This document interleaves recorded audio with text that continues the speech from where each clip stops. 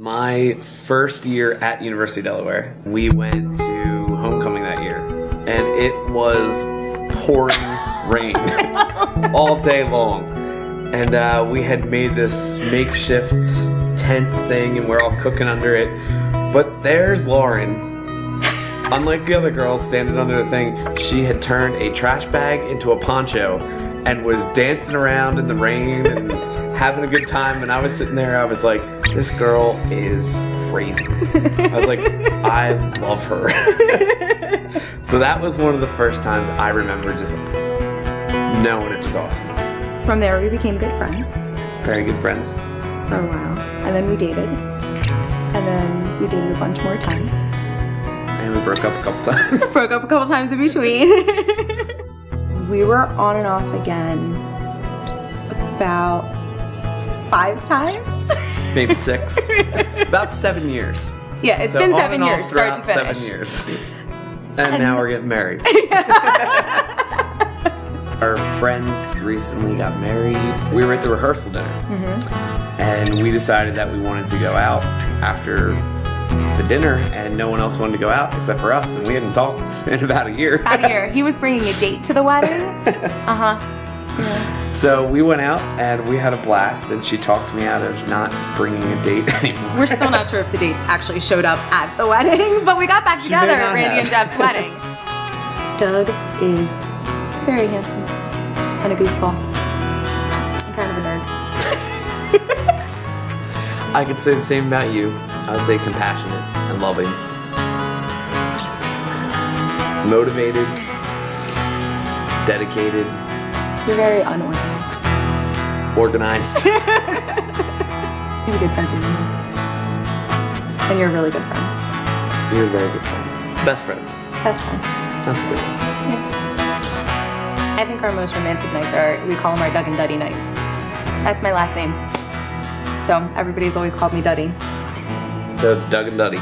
We usually end up like with, you know, bottle of wine, pack of cigarettes, sit on the porch, and we just chit-chat. I had just come from her mom's house to ask her mom permission. And like Lauren told me, don't ask too early or else she'll slip and tell her. And I had to race home and get home before she did because I figured she would think something was up. And literally walked in the door 2 minutes before she walked in, so I didn't really have that much time to get all nervous. One random Thursday, of course it had to be the Thursday when I wore my glasses and like a dumpy red t-shirt. I looked terrible. Of course, it was the one Thursday I didn't look nice. We got up and danced 2 fast songs together, and then you dropped down on one knee. I had already talked to the band and told them I was going to do it. I had no idea. They made sure everybody was watching and said, you know, everybody, Doug has something he wants to tell Lauren, and did it right there in front of everybody. And I still don't think she ever said yes. Afterwards, I think I remember that you were being a little weird, but I never would have picked up on it throughout. I had no idea. And then they played Summer Wind by Frank Sinatra afterwards, and we danced, and now that's the song we're going to dance to at our wedding. I would tell future Doug, Doug, you're awesome. Don't mess this up. You worked really hard to get where you're at. Make sure you keep working hard every day to please her, to please yourself, to please your family. So future Doug, do present Doug a big favor and just keep being you and love her for everything she is.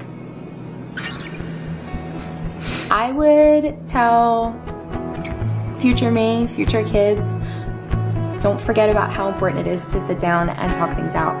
Don't fight and shut down and argue with each other. Sit down and figure out what the problem really is, because that's how we've made it through so much so far, and we have a pretty good history of making it through some tough stuff and becoming better friends in the end.